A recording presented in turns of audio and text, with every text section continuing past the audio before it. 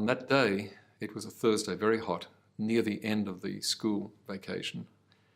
My daughter Malki and her best friend, Michal, decided to buy pizza.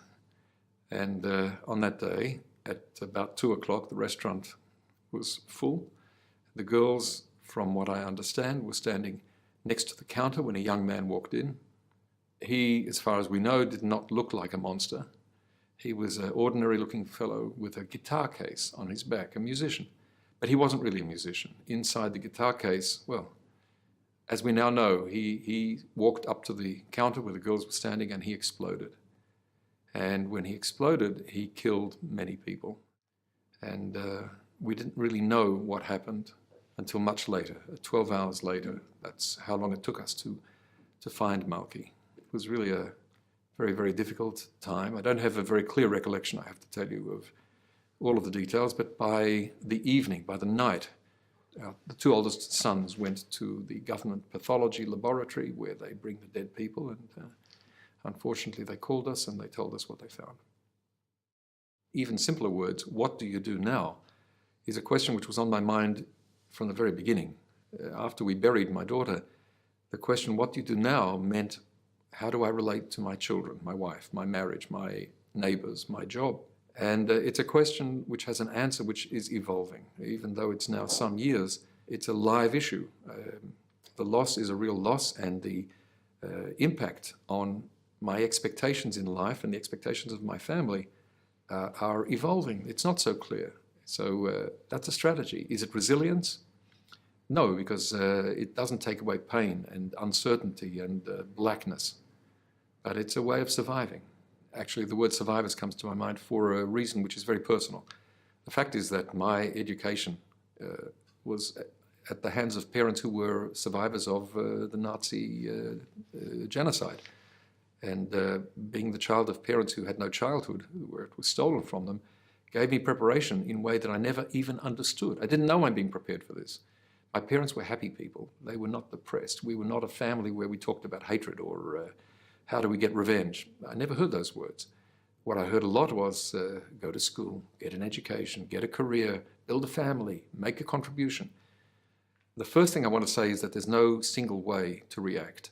There's no single way to be sad or to grieve, and there's no single way to rebuild your life. And there's no reason to think that you have to fit into somebody's model. That's, to me, for sure.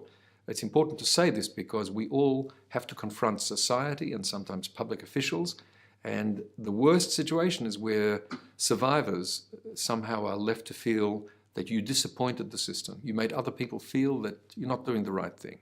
This is absolutely to be rejected. The focus, for me, that's the most important, is the community and the family. I would say maybe in the opposite order, the family and the community.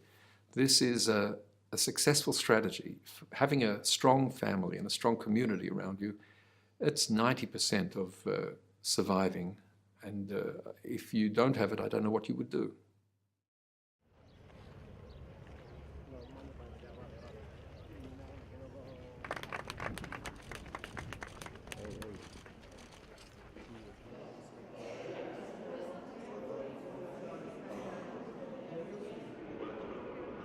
This is a richly symbolic place.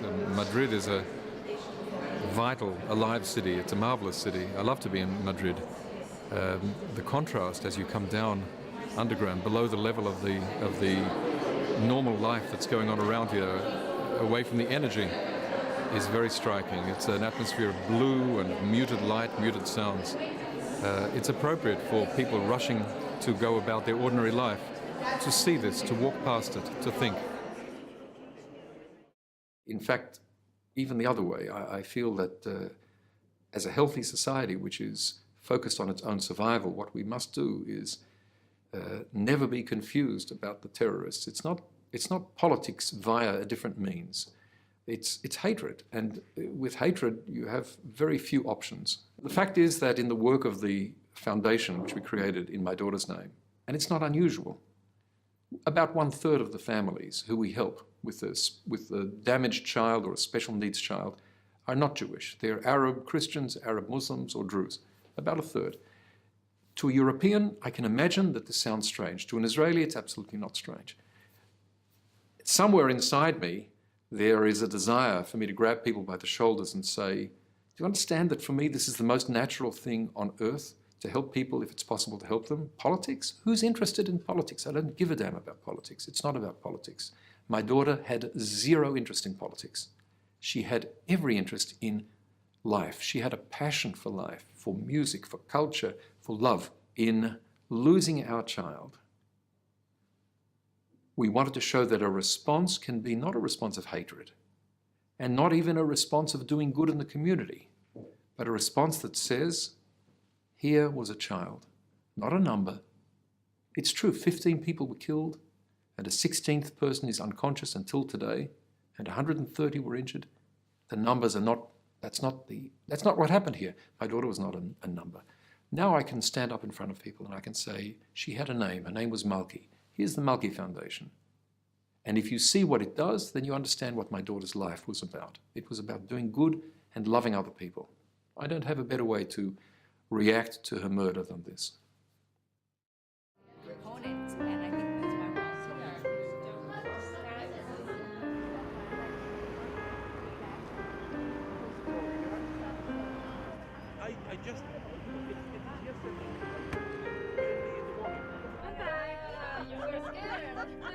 We did some shopping, you guys.